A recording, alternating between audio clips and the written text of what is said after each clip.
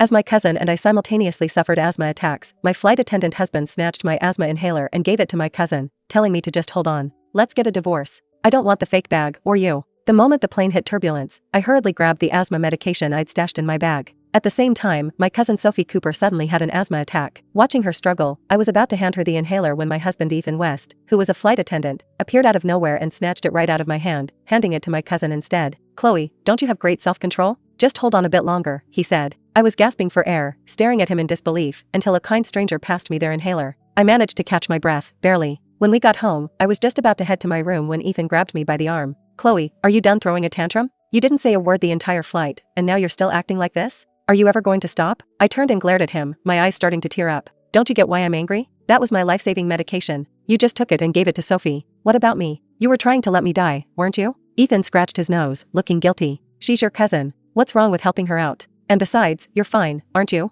I didn't say anything. Instead, I turned and locked myself in my room. No matter how loudly he banged on the door, I just lay there, unmoved. As I lay on the bed, staring at the moonlight outside, my mind kept replaying memories of the good times. But now, each memory felt like a knife twisting in my chest. The next morning, I woke up to find the table covered with breakfast and a luxury handbag I'd been eyeing for months. Don't be mad. I know you've wanted this bag forever. I opened the box, only to find a fake bag, so obviously fake that it made me want to scream. A wave of exhaustion washed over me. That was when I remembered Sophie's social media post from the night before. Thank you, Eddie, for the 200-day anniversary gift. The photo was the same bag, but hers was real. Ethan sat next to me, probably thinking I was moved by his gesture. He smiled, patting my head. It wasn't easy, but I finally got it for you. He looked so smug, like he thought I was going to be thrilled. Since you're not mad anymore, why don't you go apologize to Sophie? She cried all night, blaming herself for what happened. I stared at him, unable to believe what I was hearing. In a fit of rage, I grabbed the fake bag and threw it straight at his face. As if on cue, the coffee he'd been casually sipping splashed all over him. Chloe, are you out of your mind? He yelled, shocked.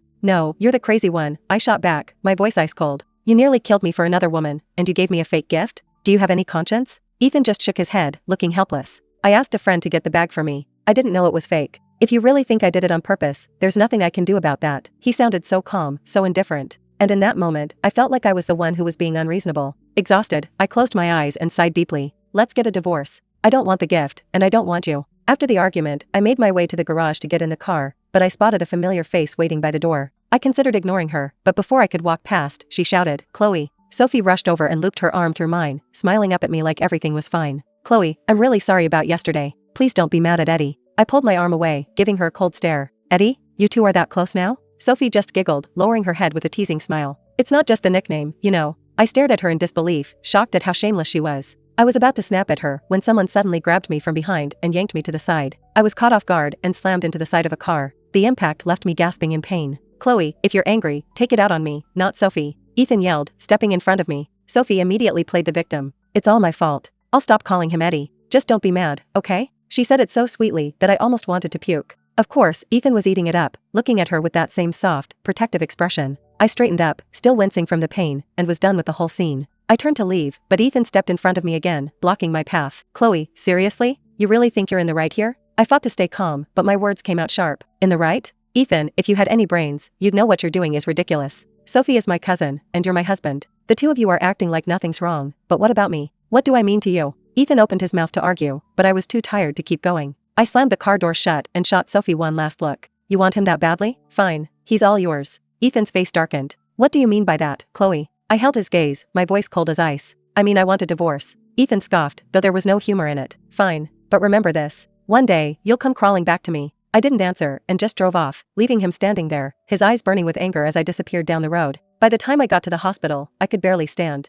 Every step was like walking through mud, each breath more painful than the last. When I finally reached the registration desk, I was drenched in sweat, struggling to breathe. The receptionist glanced up, concerned. Where's your family? Shouldn't someone be with you? I shook my head weakly. My husband's busy. He was busy with another woman. Just as I thought I might pass out, a pair of strong hands caught me. I woke up in a hospital bed to find a woman sitting next to me. She smiled when she saw my eyes flutter open. You're awake. It's like every time I see you, you're in some kind of trouble. I blinked, trying to shake off the dizziness, and after a few seconds, I recognized her. It was the woman who had helped me on the plane. That was when I knew her name was Ava Scott. We swapped numbers, and I hurried off to the restaurant where I had a client meeting. The restaurant was one Ethan and I used to frequent all the time before everything fell apart. Even though he didn't like the food, he'd always come with me, just to keep me company. I parked the car, trying to push the ache in my chest aside. I didn't have time to feel sorry for myself. After confirming the details with my assistant, I took a deep breath and walked toward the private room, ready to get to work. But as I passed by the door, I heard a familiar voice from inside. "Pink looks good on you." Unlike Chloe, who still insists on wearing pink dresses even though she's got wrinkles all over her face.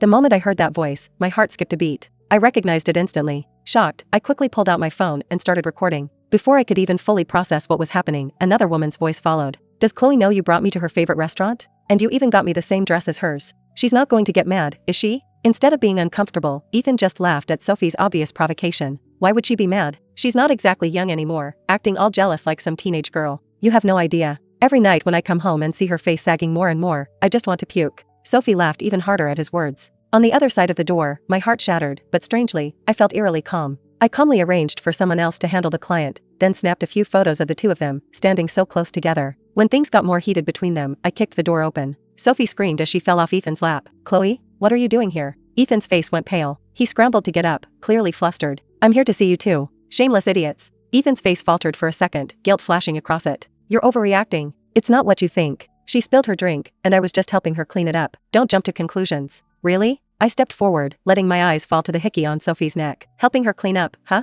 You even left marks on her neck?" Sophie smirked, but didn't even bother to deny it. She deliberately pulled her collar down, exposing more of the mark. "Chloe, stop making a scene. Seriously, look at yourself. What woman behaves like this? You're always out there making a fool of yourself, getting jealous over nothing. If you keep this up, I'll be done with you," Ethan snapped, clearly frustrated. I smirked coldly. "Well, I'm glad you're finally being honest. Tomorrow, I'll have my assistant send over the divorce papers. Let's just end things cleanly." Ethan was caught off guard. Usually, when he said something like that, I'd beg him to take it back, maybe even try to fix things, but not this time. As I turned to leave, I glanced back at them one last time. "Oh, and by the way, Sophie, that little performance you just put on? I'm sure it won't be long before it ends up all over the internet. You might want to figure out how to deal with that." Only then did Sophie realize a few people had been standing outside, phones in hand, recording everything. Just as I walked away, I heard her scream from behind. "Chloe, get back here. We're not done yet." After returning to the apartment complex, I quickly packed a few clothes and moved into the apartment my assistant had found for me. In the following days, Ethan kept calling. Every time, it was the same. He wanted me to apologize to Sophie. When I ignored him, he panicked.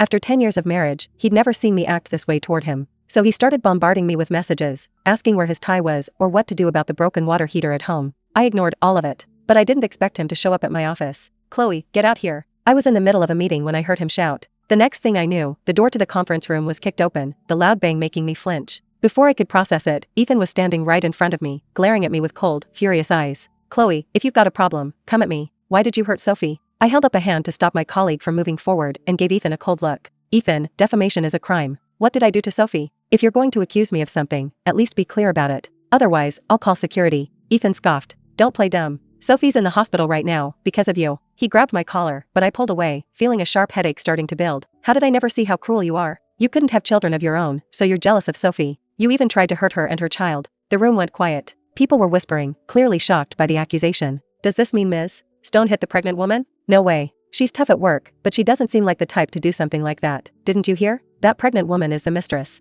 Even if Ms. Stone did hit her, she had it coming. She's the one who ruined their marriage." I waved my assistant to clear the room, my eyes narrowing as I faced Ethan. "I don't know what Sophie told you, but I've been in the office all day. I didn't have time to deal with her. If you don't believe me, check the security footage. This company is yours. You can change the footage however you like," he sneered, not believing a word I said. I was done trying to explain. I had my assistant call security, and the guards were quick to escort him out. "Chloe, you be *TCH. If anything happens to Sophie and her child, I swear I'll make you pay." Ethan struggled out of the guard's hold and lunged at me. Before I could react, I raised my arm to shield myself, but just as his hand was about to land, someone rushed in and shoved him away. "Ava?" I stared at her in surprise. She turned to me with a bright smile, her eyes sparkling like we were meeting an old friend again. Before I could say anything, I felt everything go black, and I passed out. When I woke up in the hospital, it was already past midnight. Ava was coming back inside, carrying a lunchbox. "Eat something. You need to take better care of yourself now that you're pregnant." Her words hit me like a punch. "What did you just say? I'm pregnant?" Ava looked confused. "You didn't know? The doctor said you've been pregnant for over a month."